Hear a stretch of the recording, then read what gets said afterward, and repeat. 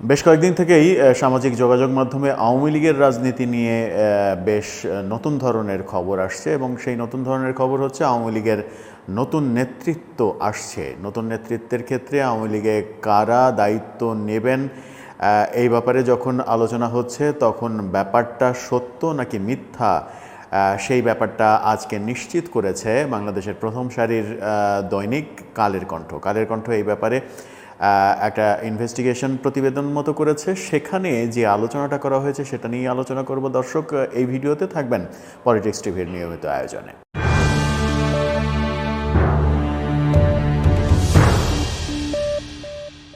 বলছিলাম, পরিবর্তিত পরিস্থিতিতে আওয়ামী লীগের নেতৃত্বে পরিবর্তন আসছে এরকম গুঞ্জন সামাজিক যোগাযোগ মাধ্যম বিশেষ করে ফেসবুকে ছড়িয়ে পড়েছিল এবং সেই ক্ষেত্রে দুটো নাম সামনে এসেছে। সাবেক রাষ্ট্রপতি আব্দুল হামিদ, তার নাম আসছে, এবং নারায়ণগঞ্জের মেয়র সেলিনা হায়াৎ আইভী, তার নাম আসছে। আব্দুল হামিদকে সভাপতি, ভারপ্রাপ্ত সভাপতি, এবং সেলিনা হায়াৎ আইভীকে ভারপ্রাপ্ত সাধারণ সম্পাদক হিসেবে আওয়ামী লীগের নতুন নেতৃত্ব প্রতিষ্ঠিত হবে এবং তাদের নেতৃত্বে আওয়ামী লীগ আবার পুনর্গঠন প্রক্রিয়া শুরু হবে, এমন আলোচনা ফেসবুকে বেশ কিছুদিন থেকেই ঢালাওভাবে চলে আসছে। ব্যাপারটা নিয়ে অনেক রকমের গুঞ্জন থাকলেও অবশেষে কালের কণ্ঠ আওয়ামী লীগের শীর্ষস্থানীয় একাধিক নেতার নাম প্রকাশ না করে তাদের বরাত দিয়ে নিশ্চিত করেছে যে এই রকম কোনো পরিকল্পনা আওয়ামী লীগের নেই।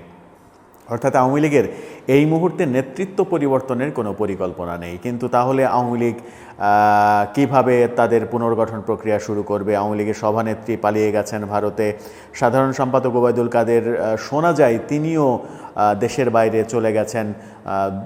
নেতৃত্বের প্রধান দুইজন যদি না থাকেন তাহলে দেশে দল চলবে কাদের নেতৃত্বে? এই ব্যাপারে যখন কালের কণ্ঠ আরও বেশি ইনভেস্টিগেশন করতে গেছে তখন যে কথাটা উঠে এসেছে সেটা হচ্ছে যে এই মুহূর্তে দলের নেতৃত্ব পরিবর্তনের কথা ভাবছেন না শেখ হাসিনা। এই ব্যাপারে তিনি এখন পর্যন্ত কিছু বলেননি, শুধু এই পট পরিবর্তনের ধকল সামলে ওঠার জন্য তারা অপেক্ষা করতে চান এই মুহূর্তে, এবং সঠিক সময়ে যদি তারা দুজন প্রধান নেতৃত্বের দুজন দেশের বাইরে থাকেন তাহলে ভারপ্রাপ্ত হিসেবে মোশাররফ হোসেন প্রেসিডিয়ামের 1 নম্বর সদস্য অথবা মতিয়া চৌধুরী 2 নম্বর সদস্য, তাদের যে কেউ একজন সভাপতি, ভারপ্রাপ্ত সভাপতি, এবং যুগ্ম সাধারণ সম্পাদকদের মধ্যে যে কোনো একজন ভারপ্রাপ্ত সাধারণ সম্পাদক হিসেবে তাদেরকে দায়িত্ব দিয়ে আওয়ামী লীগ পুনর্গঠনের কাজ চলবে। আওয়ামী লীগ পুনর্গঠনের প্রক্রিয়ায় সোহেল তাজের নামও এসেছে, কাদের সিদ্দিকীর নাম এসেছে। কাদের সিদ্দিকী এই তো সম্প্রতি টুঙ্গিপাড়াতে বঙ্গবন্ধুর মাজার জিয়ারত করেছেন এবং সেখানে তিনি গণমাধ্যমের সঙ্গে কথা বলেছেন। আওয়ামী লীগ নিয়ে কাদের সিদ্দিকীকে বেশ তৎপর মনে হচ্ছে, সেই কারণে কাদের সিদ্দিকীর নামও আসছে এই গুঞ্জনে যে কাদের সিদ্দিকীকে দলের দায়িত্ব দেওয়া হচ্ছে কিনা। সোহেল তাজের উপরে আওয়ামী লীগের তৃণমূল পর্যায়ে এক ধরনের ভালোবাসা রয়েছে এবং সোহেল তাজের গ্রহণযোগ্যতাও দেশব্যাপী রয়েছে। সোহেল তাজ আওয়ামী লীগের অন্যান্য ডাকসাইটে নেতাদের মতো দুর্নীতিবাজ এবং সমালোচিত না। যেহেতু সমালোচিত না সেহেতু ফ্রেশ একজন হিসেবে সোহেল তাজ বেটার চয়েস হতে পারেন, সেই আলোচনা রয়েছে। কিন্তু মজার ব্যাপার হচ্ছে আব্দুল হামিদ এবং সেলিনা হায়াৎ আইভীর নাম যে কারণে এসেছে, আব্দুল হামিদের রাষ্ট্রপতি হিসেবে যেহেতু দায়িত্ব পালন করেছেন অনেক দিন থেকেই, তিনি পলিটিক্সের বাইরে, তার একটা গ্রহণযোগ্যতা রয়েছে।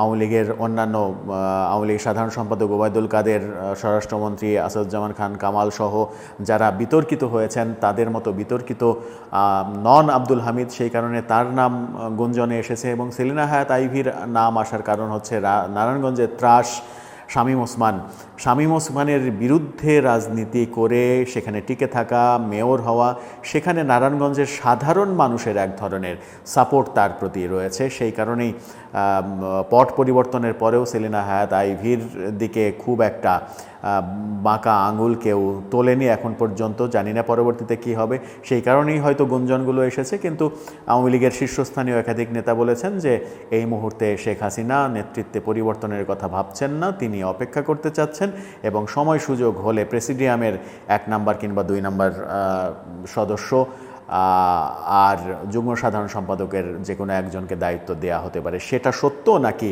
ওই গুঞ্জনটা সত্য সেটা সময়ই বলে দেবে। তবে আওয়ামী লীগের পুনর্গঠন প্রক্রিয়া আদৌ কবে নাগাদ শুরু করা তাদের পক্ষে সম্ভব হবে সেই বিতর্ক কিন্তু রয়েছে। কারণ 15-16 বছরের শাসনামলে আওয়ামী লীগ যে ধরনের সমালোচনার জন্ম দিয়েছে, সর্বশেষে এসে স্বৈরাচারের খেতাব তাদের গায়ে লেগেছে, সেই কালো অধ্যায় পাড়ি দিয়ে, কালো অধ্যায় পাশ কাটিয়ে তারা আবার সংগঠিত হতে পারা, এটা খুব অল্প সময়ের মধ্যে সম্ভব বলে অনেকেই মনে করেন না রাজনৈতিক বিশ্লেষকরা। অনেকে মনে করেন যে আওয়ামী লীগের মোটামুটি গোছানো অবস্থায় আসতে অন্তত 10 বছর লেগে যেতে পারে।